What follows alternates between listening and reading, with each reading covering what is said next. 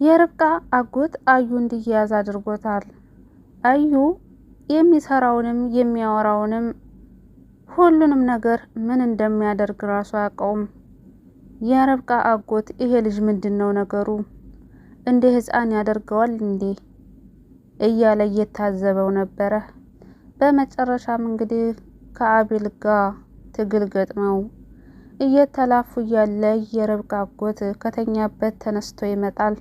ከዛም በኋላ ሁለታቸውንም ከገላገለ በኋላ መጨረሻ ላይ ፖሊስ ጣቢያ ይደውልና ቶሎ ብሎ ፖሊስ እንዲመጣ ያደርግና አዩ እንዲያዝ ያደርገዋል። አዩ አሁን ደስታ በደስታ ሊሆንና ያቀደው እንዲሳካለት እየጣረ ነበር። ነገር ግን በቆፈረው ጉድጓድ ራሱ ገብቶበታል። አቤል ርብቃ የነገረችውን ነገር አላመነምና አንቺ እንዴት ወንድሜ ላይ እንደዚህ አይነት ነገር ታደርጊያለሽ? እንዴት ወንድሜን ትጠራጠሪያለሽ? ብሎ በጥፊ ነበር የመታት። ነገር ግን ከራሷ አንደበት ስልክ ሲያወራ ሁሉንም ነገር ቆሞ ነበር ያዳመጠው። በመጨረሻም ያዩ ተንኮልና አዩ በጥርሱ እየሳቀ ወደ መቃብር እንደሆነ ሁሉም ነገር ግልጥ ብሎ ታይቶታል። ደስ በሚል ሁኔታ እንግዲህ አዙም ደስ በሚል ሁኔታ ነፃ ወጥታለች። ከዚህ በኋላ የሚያስፈራራ ሰው የለም እና እንግዲህ አዩ ርብቃንና አቤልን ከቤት አስወጥቶ ሸኝቶ እሱ ቤቱን ሊዋኝበት ነበር ሀሳቡ። እንግዲህ ቤቱንም በራሱ ስም ለማድረግ ነበረ ያቀደው። ነገር ግን ምንም ሳይሳካለት ቀርቷል። ሰዎቹ ተመልሰው ሲመጡ ራሱ በጣም ከመደንገጡ የተነሳ ምን ማውራት እንዳለበት ግራ በመጋባት ለምን መጣችሁ ማለቴ እንዴት መጣችሁ ብሎ እንግዲህ ከተቀመጠበት ብድግ ቁጭ ነበር ያለው። ምክንያቱ ደግሞ እሱ ያሰበው ሌላ፣ እየተፈጠረ ያለው ነገር ደግሞ ሌላ ሆኖበታል። አቤል መጎዳት የለበትም፣ አቤል መሞት የለበትም እያላችሁ መኮመታችሁን አትርሱ። እንዲሁም ቪዲዮውን ላይክ ማድረጋችሁን አትርሱ፣ ቫይራል እንዲወጣ ማለት ነው። አቤል ምንም አይነት ችግር እንዲገጥመው አንፈልግም። ምክንያቱም እንግዲህ ያው ሽጉጡን የያዘው አዩ ነበረ ማለት ነው። መጨረሻ ላይ አይታችሁት ከሆነ ገፍትሮ ነበር የጣለው አቤልን። ነገር ግን አቤል ምንም መሆን የለበትም። ምክንያቱም እሱ አሁን ላይ መደሰት እንጂ ያለበት መከፋት ወይም ደግሞ መጎዳት የለበትም። ስንት መከራና ስንት ስቃይ ያሳልፈዋል ርብቃና አቤል ማለት ነው። አንደኛ በማሚ ሁኔታ ስቃያቸውን ነበር ያበላቻቸው። መለያየት አለባቸው እያለች እነሱ ደግሞ መለያየት የለባቸውም። እንግዲህ አቤል በጣም ተፈትኗል፣ ርብቃም እንደዛው። በመጀመሪያ ደረጃ ርብቃም በማያፈቅራት ሰዓት ማሚ ርብቃን መውደድ አለብህ፣ ማግባት አለብህ፣ ሰርፕራይዝ አድርጋት እያለች አቤልን ስታሰቃየው ነበረ። በመጨረሻም እንግዲህ ፍቅር ሲይዘውና ሲፋቀሩ ደግሞ ካልተለያያችሁ እያለች ደግሞ ስታሰቃያቸው ነበር። ስለዚህ አቤልና ርብቃ ብዙ ስቃይ አሳልፈዋል። አሁን መደሳታቸው እንጂ መሰቃየታቸው አይደለም ማለት ነው። እና እባክህ ዳይሬክተሩ አቤል ምንም እንዲሆን አንፈልግም ማለት ነው። ርብቃ ማሚ እንዴት ናት ለማውራት እየጣረች ነበረ። ነገር ግን አዩ አፋፏን እያላት ነበረ ርብቃን ማለት ነው። ኧረ አልተሻላትም ብሶባታል እያላት ነበረ። ማሚም ታዲያ አዩን እየገላመጠችው ነበረ። መናገር ትችላለች፣ ነገር ግን ደግሞ መናገር አልፈለገችም። ምክንያቱም ነገሮችን ዝም ብላ ማየት ነው ያሰበችው ማለት ነው። ምክንያቱም ደግሞ ለምሰራው ነገር ውጤታማ ስለሚያደርጋት ከማውራት ይልቅ ማዳመጥ ማየት ይቀድማል ብላ ስላሰበች ነው እንደማታወራና እንደማታስታውስ ሆና የቆየችው። ነገር ግን አሁንን ይህንን ነገር ሲፈጠር ስታይ ያላት አማራጭ ማውራትና ማውራት ብቻ ነው። ርብቃም ታዲያ የማሚ አለመሻልና የማሚ አለመናገር በጣም ግራ በመጋባት ላይ ነበረች። ምክንያቱም ዶክተሮች እኮ አሁን ትሽላለች ትድናለች ብለው ነበር። እንዴት ነው ሳይሻላትና ሳትድን የቀረችው እያለች አዩን ስታፋጥጠው ነበረ። ምክንያቱም ደግሞ አዩ ማሚ እንድትድና እንድታወራ ስለማይፈልግ የተሰጣትን መድኃኒት በአግባቡ እየሰጣት አልነበረም። ቢሆንም ግን ፈጣሪ እንደ ሰው አይደለምና እሷ ያው ማውራትም ሆነ መስማት ሁሉንም ነገር ትችላለች። አቤል የርብቃ አጎት እንግዲህ አረ ይሄ አጎቴ ግን ልክ እንደኔ አባት ነው ብሎ ይጠይቃታል፣ ይነግራታል።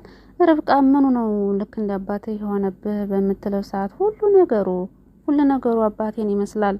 ርብቃም ታዲያ አሀ ያንተም አባት ልክ እንደኔ አጎት ነው ማለት ነው፣ አንዴ ከወሰነ ወሰነ ነው ማለት ነው በምትለው ሰዓት አቤልም እና ታዲያ አቤልም አዎ የኔ አባት ራሱ አንድ ነገር ከወሰነ ወሰነ ነው በቃ ይላታል።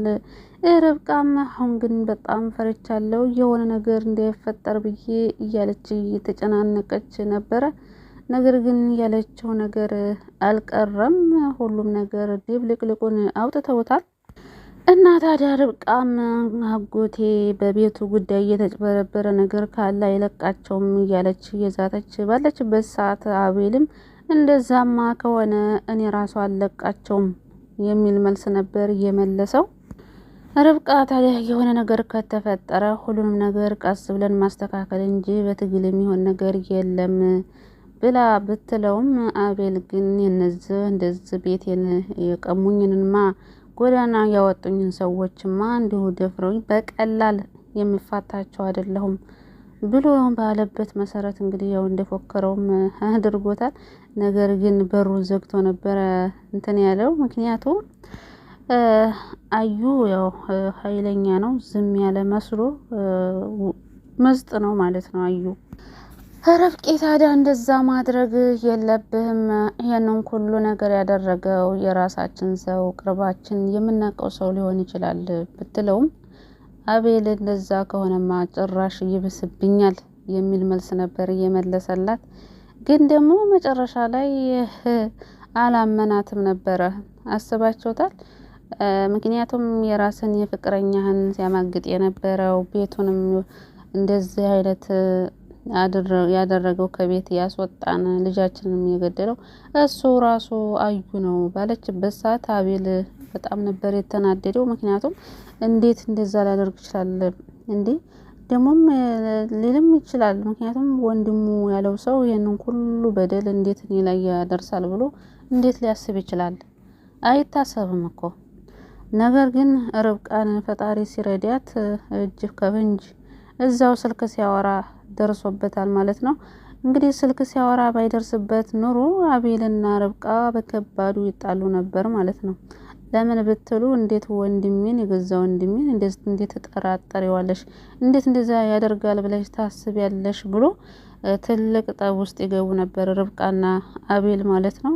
ደስ የሚለው ነገር ግን እዛው ብዙም ሳይቆይ ፈጣሪ አጋልጦታል ማለት ነው። አዩ አቤት ከወንድሙም ሳይሆን ከገንዘቡም ሳይሆን ከፍቅረኛውም ሳይሆን ከማሚም ሳይሆን እንግዲህ አዩ ያው ሚዲያ ላይ ወርቋል ማለት ነው። አስባችሁታል? ለሰው ጉድጓድ ስትቆፍር አታርቀው፣ ምናልባት አንተ ልትገባበት ትችላለህና ይባላል በሀገራችን አባባል።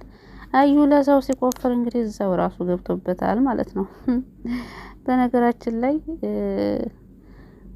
መጥፎ ነገር ብትሰሩም ተመልሳችሁ መገቡበት እናንተ ናችሁ። ጥሩ ነገር ብትሰሩም የምትጠቀሙት ራሳችሁ ናችሁ። መልካምነት ራስ ነው። መጥፎም ቢሰራ ደግም ሰራ ሁሉም ያገኘዋል በየተራ የሚባልም አባባል አለ። ያው እንግዲህ የዘራውን ነው የሚያይደው ማለት ነው። አዩ እንግዲህ አብዛኛውን ተመልካች እንግዲህ ወይኔ ጉዴ ሽጉጡን አይቼ ወይኔ ርብቃን አይቼ እያሉ ነው እንግዲህ ሲጨነቁ የነበረው። እንግዲህ ቀጣዩን ያው የምናይ ይሆናል። ምክንያቱም ምን አጥፍታ ርብቃ ማለት የሚወዳት የሚሳሳላት የልጁ እናት ልትሆን የነበረች ያው ወደፊትም የልጁ እናት ትሆናለች። አንዴ ጠፋ ማለት ሁልጊዜ ይጠፋል ማለት አይደለም። እና አብዛኛው ተመልካች በጣም ነው የደነገጠው ማለት ነው። ታምኔሉን አይቶ ማለት ነው። ከላይ የለጠፉትን ርብቃ ከላይ የለጠፉትን አይቶ ብዙ ሰው በጣም ነበር ያሰበው የደነገጠው። እኔ ራሱ ደንግጬ ነበር። ሩጬ ነው የሄድኩት ማለት ነው። ምን ተፈጥሮ ነው ምንድነው እውነት ነው ብዬ ሩጬ ነበር የሄድኩት። ደግነቱ እውነት አይደለም ማለት ነው። ለምን ማነች ርብቃ ላይ ሳይሆን አዩ ላይ ነበረ ማለት ነው። እንግዲህ አዩ የርብቃን አጎትም ለማሸማቀቅ ፈልጎ ነበር። እንዴ ደብረ እንዴ እያለ ነበር። የርብቃን አጎት የአዩን አስመሳይነት ስለሚያውቅ እረ አይደብረኝም፣ እንዴት በልጅ ቤት ይደብረኛል ብለህ ነው የሚል መልስ ነበር የመለሰው። እውነት እነሱን ለማሸማቀቅ እነሱን ለማስደንገጥ ለማስጨነቅ ብዙ ነገር ጥሯል አዩ። ነገር ግን አልተሳካለትም፣ ሁሉም አልተሳካለትም ማለት ነው። ቶሎ በጊዜ መታወቁ አሪፍ ነው ብዬ አስባለሁ። ብዙ ሳያደክማቸውና ብዙ ሳያስጨንቃቸው ብዙ ሳያስለቅሳቸው ቶሎ ስለታወቀበት ደስ ብሎኛል ማለት ነው። እውነት መቴ ከዚህ በኋላ እንግዲህ አዙን ማስጨነቅ የለም። ምክንያቱም ደግሞ የራሷ አፈቅረዋለሁ የምትለው ሰው ተዋርዷል። እሷም እንደዛው ከዚህ በፊት የአቤል ፍቅረኛ እንደነበረችና በዛ ላይም ደግሞ ካዩ ጋር ስትጃጃል እንደነበረ ርብቃ ለአቤል ነግረዋለች ማለት ነው። ሁለታቸውም ተዋርደዋል። ከዚህ በኋላ ምን ብለው ይመጡ የሆነ ቤታቸው ትመጣ ይሆን? አታፈርምሽም። ለማንኛውም እንግዲህ ክፍል 35ን በጉጉት እንጠብቃለን። ፍትህ ለአቤልና ለርብቃ።